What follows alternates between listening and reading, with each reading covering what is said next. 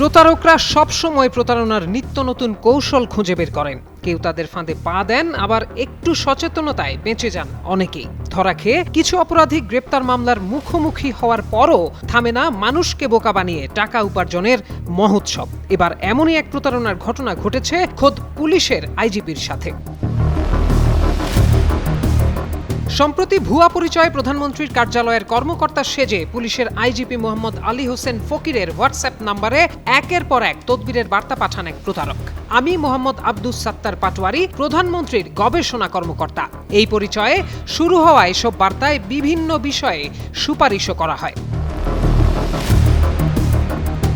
সম্প্রতি ঢাকা মহানগর গোয়েন্দা পুলিশের সাইবার অ্যান্ড স্পেশাল ক্রাইম বিভাগ ওই প্রতারক চক্রের 2 সদস্যকে আটক করেছে। সুস্থ জীবন, সুন্দর পৃথিবী। গত 9 জুলাই রাতে রাজধানীর মতিঝিল থেকে অভিযান চালিয়ে নজরুল ইসলাম নামে চক্রের এক সদস্যকে আটক করে ঢাকা মহানগর গোয়েন্দা পুলিশ। নজরুলের দেয়া তথ্যের ভিত্তিতে আটক করা হয় চক্রের আরেক সদস্য মামুনকে।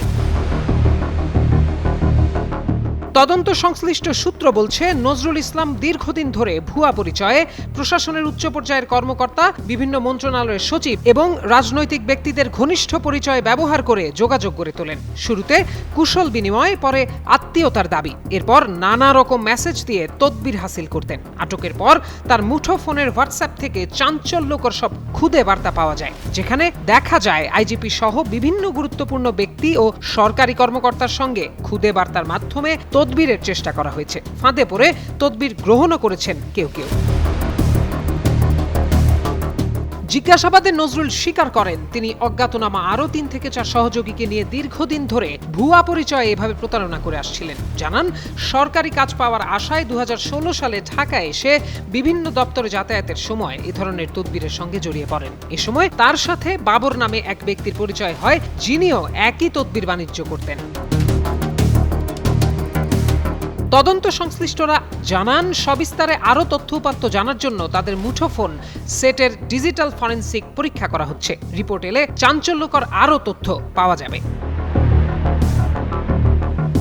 এদিকে পুলিশ সদর দপ্তর সতর্ক করে জানিয়েছে, সরকারি কর্মকর্তা বা আইন শৃঙ্খলা বাহিনীর সদস্যদের নাম, পরিচয় ও ছবি ব্যবহার করে সামাজিক যোগাযোগ মাধ্যমে অর্থ দাবি বা তদবিরের ঘটনায় সবাইকে সতর্ক থাকতে হবে। সন্দেহজনক বার্তা পেলে 999 সিআইডির সাইবার পুলিশ সেন্টার অথবা ডিএমপির ডিবিকে জানাতে অনুরোধ করা হয়েছে। প্রত্যয় দাস, যুগান্তর নিউজ।